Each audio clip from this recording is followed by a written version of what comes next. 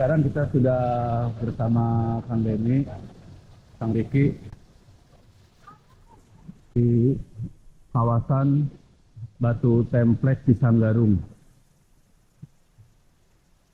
Baik, nama saya Denny Subandi. Jadi saya adalah salah satu inisiator untuk kegiatan Jurbat, yaitu kegiatan wisata yang menggali tentang rahasia bumi, ciri bumi, kemudian dilihat menjadi sebuah kegiatan tata. Nah ini sudah berjalan hampir 3 tahun. Nah kemudian ini menjadi media untuk bisa mengembangkan wisata wisata atau wisata yang berkaitan dengan. Jadi hari ini kita berada di Curug Templek, Curug Batu Templek di Sanggarung. Ya. Sanggarung. Jadi kalau dilihat ini adalah bekas kegiatan tambang. Dulu itu tambang aktif, kemudian sudah tidak tambang lagi. Ini kebanyakan tambang batu. Ya, tambang batunya itu tambang batu andesit ya. Jadi dalam sejarah itu dari sejak zaman Belanda lah ini diambil. Dari zaman Belanda, kemudian ada beberapa informasi juga bahwa batu-batu ini juga digunakan sebagai bahan fondasi untuk pembangunan kota Bandung. Nah tentu Bandung akan diorientasikan menjadi ibu kota Hindia Belanda.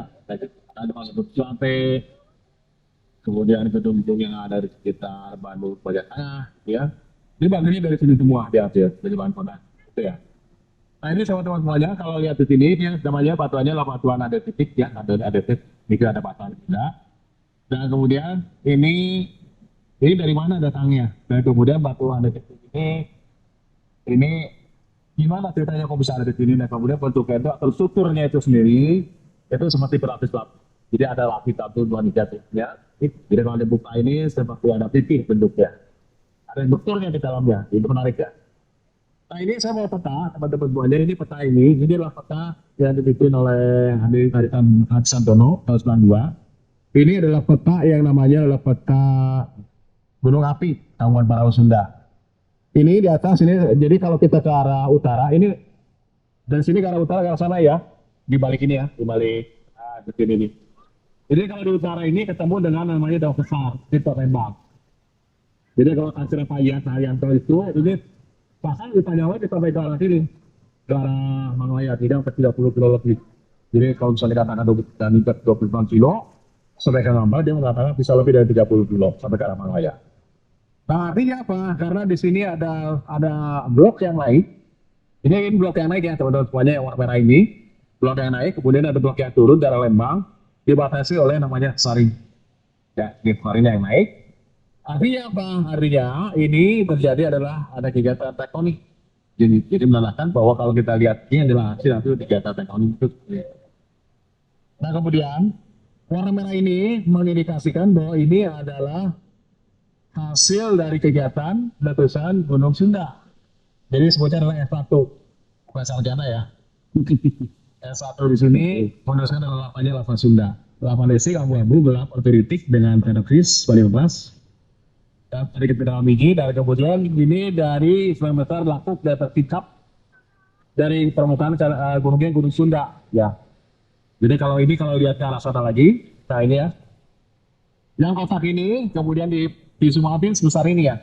Nah ini Gunung Sunda di sini, ini kota Bandung ke bawah. Jadi kalau kita naik dari bawah, berarti dari sini kita mau motong tepuk lereng. Tepuk lerengnya ini adalah aliran lavanya Gunung Sunda.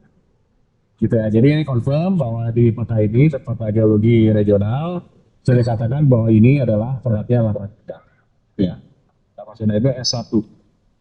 Nah kemudian di sini ketemu juga ada selain warna merah, ketemu warna biru, ya biru muda, biru ada tua.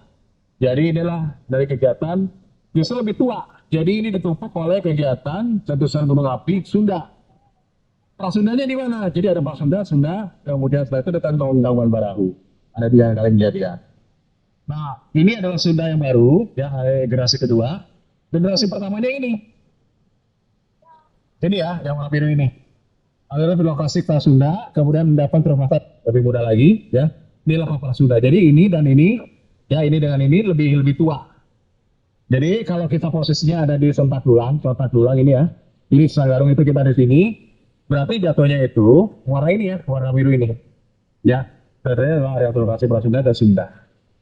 Prasunda bahkan ya. Jadi artinya ini batuannya lebih tua. Kalau menurut Prasunda itu sendiri ya, antara mulai dibangun sekitar 1 juta sampai 500.000. Tapi kemudian tumbuh lagi gunung api yang muda. Generasi kedua namanya Gunung Sunda.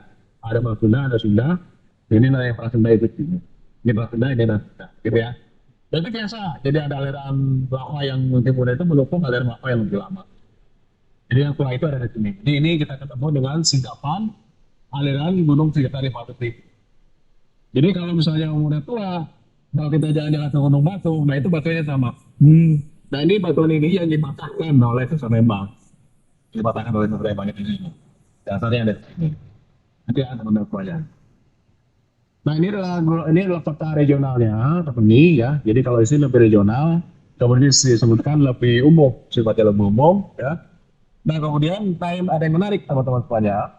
Ini gak sama, ini dari dam. Jadi dam itu dia menitiakan ulang. Jadi yang ini yang Sunda ini adalah Prasunda lebih tua lagi, gitu ya. Dan ini adalah kota Bandung dan ini lebatah namanya Danau Bandung. Gitu ya, Danau Bandung. Nah kemudian mengenai Danau Bandung, teman-teman ada menarik. Saya dapat peta dari petanya Hilang Java tahun 1845.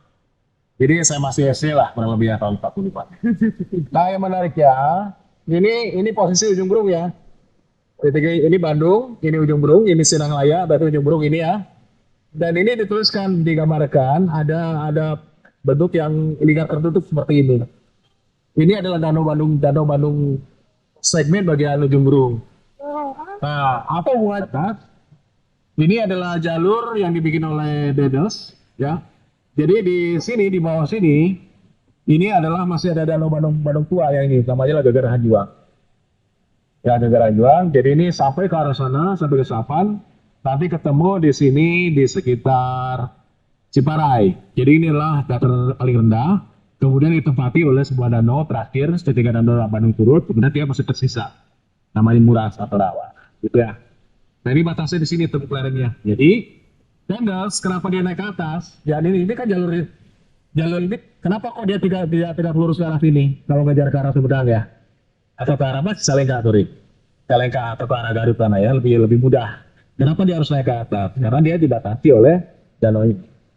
Jadi bisa bayangkan ketika 1810, ketika pembangunan Jalan Bandung ya, ini masih terhalang oleh ini ya, oleh persis dari Rawa, pas berawa-awa. Jadi tidak mungkin kalau sampai ke arah secara sini kan lebih mudah, tapi dia harus ini ya, harus pompa keras. Binterasi apa sih namanya? Gitu ya teman-teman. Dan ini gambaran danaunya.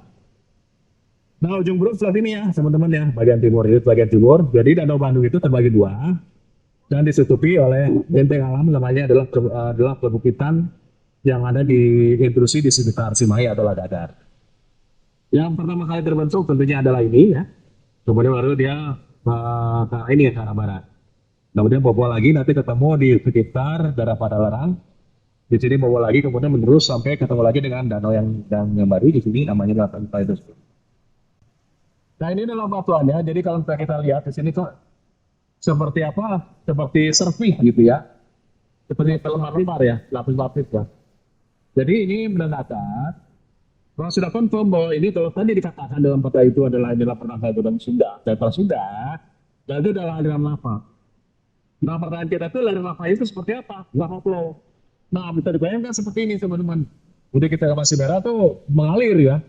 Dia tuh mengalir semua ke arah sini. Jadi sebagai dari utara mengalir ke arah selatan, tebal. Kalau kita lihat ini kan tinggi sekali ya, tebal sekali ya. Jadi menandakan aliran lava ini tidak berhenti dalam suatu waktu ya, bisa datang berkali-kali. Nah kemudian ini adalah letusan gunung api. Pada itu selain lava nanti ketemu lagi merongak. Seperti lava sudah pasti lava total. Lava nanti seperti apa? Nanti kita lihat di bawah itu ada saya seperti teman juga ada berapanya. Nah kemudian ini adalah jenis situs batuan yang dihasilkan dari kegiatan letusan berat. Nah ini batuannya kalau kita lihat titiknya itu di antaranya warnanya abu-abu ya, abu-abu kemudian sedikit Ini hitam ya. kalau kecepatan itu ini ya apa namanya karena erosi ya, bukan karena Ya. bukan aslinya gitu. Kalau kita pukul, kalau ambil yang sampel yang lebih apa lebih fresh itu dia warnanya abu-abu. Betul. Abu-abu agak api. Jadi artinya menandakan dia ada titik kita Yang dapat. atas ya. Ya ini nih. Ya. Ini basal nih, yang ini sedikit. Ada yang kayak gini nih. Nanti ada mineral-mineralnya juga di sini ya. Ada basal dan ada titik. Jadi kalau misalnya lebih gelap, dia lebih basal. Kalau ada titik dia sedikit asam. Ini lebih asam lagi ke bawah. Kalau ketemu dengan batu yang lebih asam ke arah sini ke arah bawah, menandakan gede letusannya. Kalau ini leleran lava, ya. Nah, contohnya ini leleran lava seperti ini ya. Jadi gunung api meletus, meleleh lavanya. Gunung api meletus, meleleh lavanya. Ini. Nah berikutnya, ini adalah contoh yang ada di Yosemite. Ya, ini di Capitan dan di Amerika, di Nevada. Ini adalah membuktikan kita bahwa si gunung ini sama berlembar juga. Tapi namanya adalah eksfoliasi. Jadi artinya kehilangan. Jadi ada dulunya ada beban di atas. Ketika bebannya hilang, karena erosi atau digali-gali dan segala macam, akhirnya akan terbentuk struktur-struktur seperti ini, berlembar-lembar seperti ini. Ya, namanya sedingnya ada tanda lembar. Jadi terlembar itu ada dua cara. Satu karena pada saat dia penuh pembekuan, dia membeku ya. Ada lava datang, membeku, ada tekanan dari atas, di yang lain di bawah, kemudian berlembar. Atau penghilangan beban di bagian atasnya. Bebannya atas hilang, kemudian dia akan bertempat-tempat. Sama seperti ini. Ya, itu kurang lebih menarik ya teman-teman. Itu teman-teman ya. Nah, nanti kita akan masuk ke obsidian. Jadi nanti di talk slide berikutnya, di tempat berikutnya, nanti kita akan bicara tentang obsidian. Jadi obsidian itu dari produk kegiatan letusan gunung api. Kemudian nanti ketemu dengan namanya adalah vulkanik atau obsidian. Kalau kita ketemu dengan mineral, kalau ini nggak ada mineralnya. Dan ini menariknya apa? Di lokasi berikutnya kita rakitara ternyata dimanfaatkan oleh masyarakat lama sebagai alat untuk kebutuhan berburu, memotong, tombak kedalaman. Namanya batu obsidian. Batunya tidak ada di sini. Adanya di daerah sebelah timur kota Batu.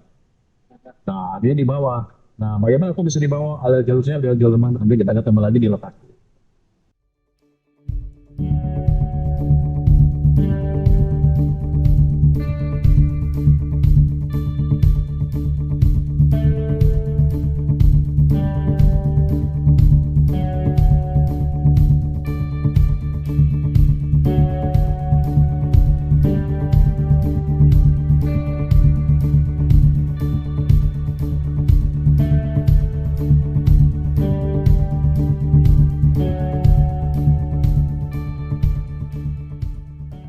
Perkenalkan saya Zarin di sini sebagai Ketua Bidang Diklat di Dewan Pengurus Nasional Pemandu Geowisata Indonesia. Background saya geologi. Jadi ini Curug Batu Templek. Curug Batu Templek itu ya tadi yang seperti mention orang Denny mengenai bahwa ini dulu dijadikan penambangan. Sebenarnya sampai sekarang dulu masih ada apa namanya aktivitas penambangan. Terakhir aku ke sana itu mungkin 3 bulan yang lalu gitu yang kita aktifnya gitu.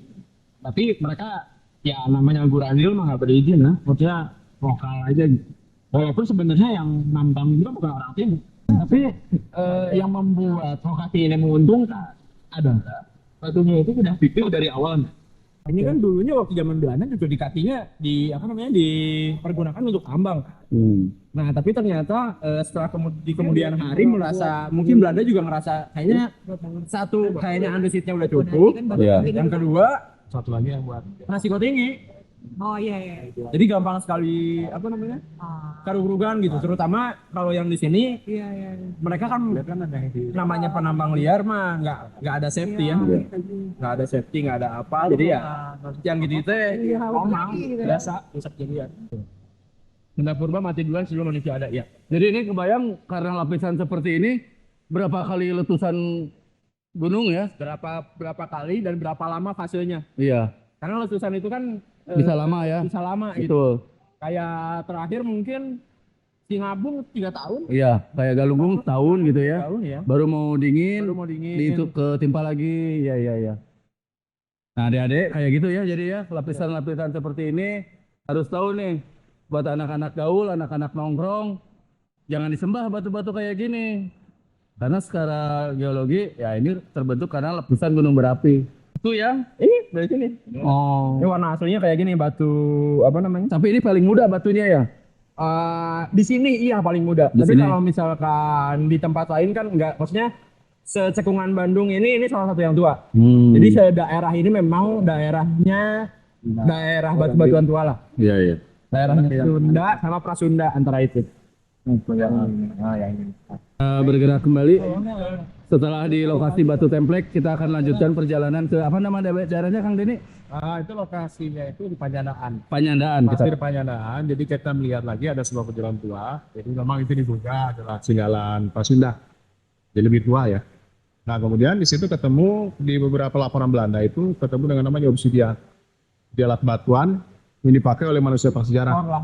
Nah kita cek nih ketemu atau enggak. Lokasinya di daerah Pasir Panjandaan. Menarik nih. Bicara tentang manusia prasejarah. Pasti sangat menarik.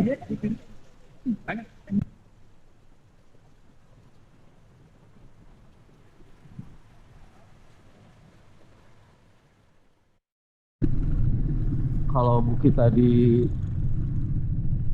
terlihat jelas adalah batuan sisa lava yang membeku dan berlapis-lapis. Tanah yang kita injak, jalan ini apakah sama batuan juga dengan batuan yang kita lihat tadi di Batu Templek?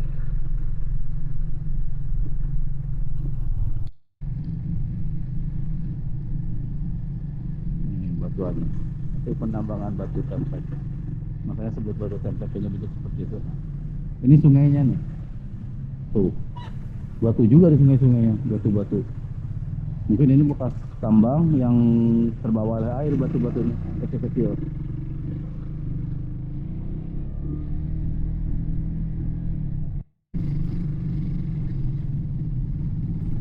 Untuk menuju lokasi kedua jalannya lumayan rusak. Aduh, bangunannya bagus-bagus guys, banyak villa-villa.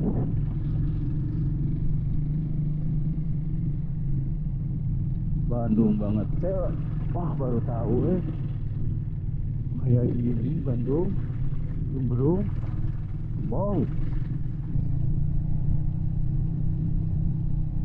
Jalan Gunung Putri. Wah, kemana aja selama ini Saya orang Bandung tak apal Kemana aja selama ini orang Bandung tak apal nu kieu. Rumah saya di bawah. Jangan pernah saya ke dia halus kieu. Jangan lupa untuk menikmati santapan tradisional. Biasa gorengan. Bu, kopi hidung lah. Kopi hidung kapal api.